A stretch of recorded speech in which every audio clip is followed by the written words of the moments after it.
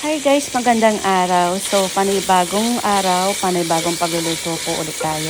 So, ngayon ay magluluto po tayo guys ng ginataang hipon sa baboy with a twist. Kasi, syempre, wala namang magluluto ng ginataang hipon sa kalabasa, sitaw, na may baboy, 'di ba? So, feeling ko ako lang 'yon. So, keep on watching guys. Maraming salamat. Bye. Ay, mahirap mag-vlog na nagluluto. Hindi ko mahawakan yung kawali guys. Pasensya na. After ko nagisa yung baboy natin, tsaka yung sibuyas, ihulog na natin yung luya. And then, i-mix po natin ulit. Yan. Sumasayaw na naman po yung kaldero po natin.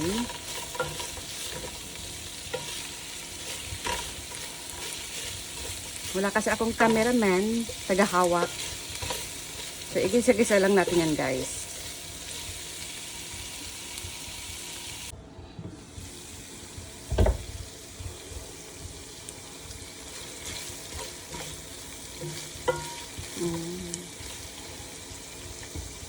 Then, hulog na natin yung kalabasa. Then, igisa po natin ulit yan.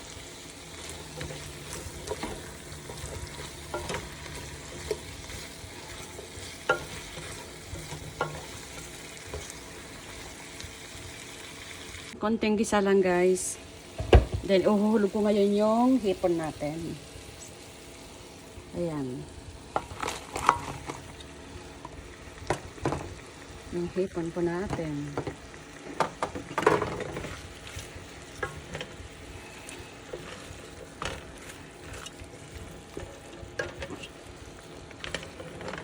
Ay, nako. Ayan. Hahaluin ko nga guys muna ha. Gusto ko nang nahalo guys. So, mga 5 minutes. Then, ilalagay po natin yung coconut milk.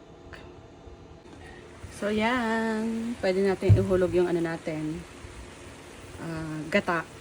Coconut milk. Yan.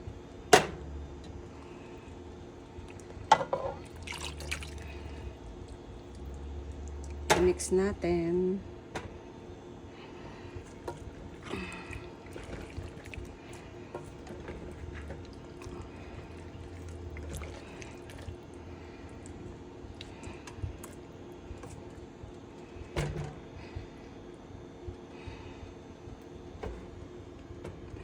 Then, uhulog natin yung ano natin.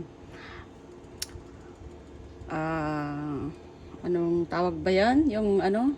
Yung green na mahaba.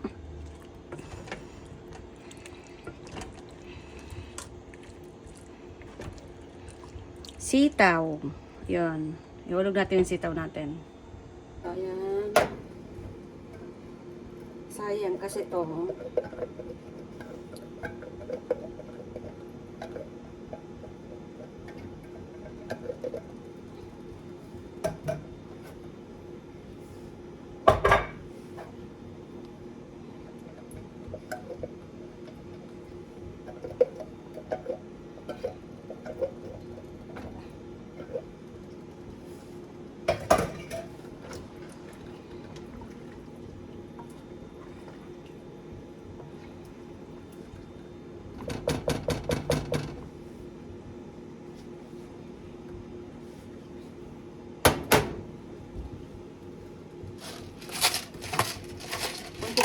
Lagyan natin guys ang paminta.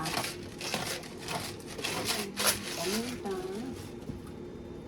Konting asin.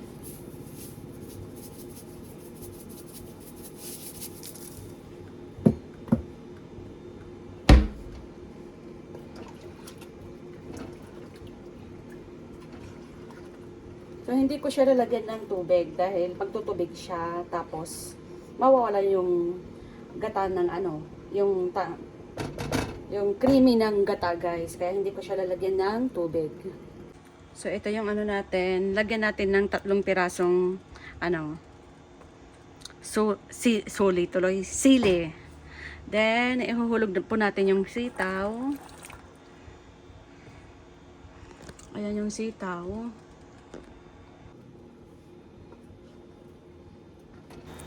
So, hinalo-halo ko lang po yan guys hanggang kumulo po siya. Then, maraming salamat ulit guys sa panonood.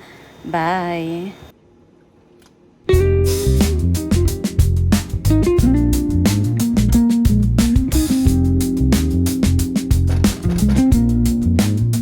Ito na sila.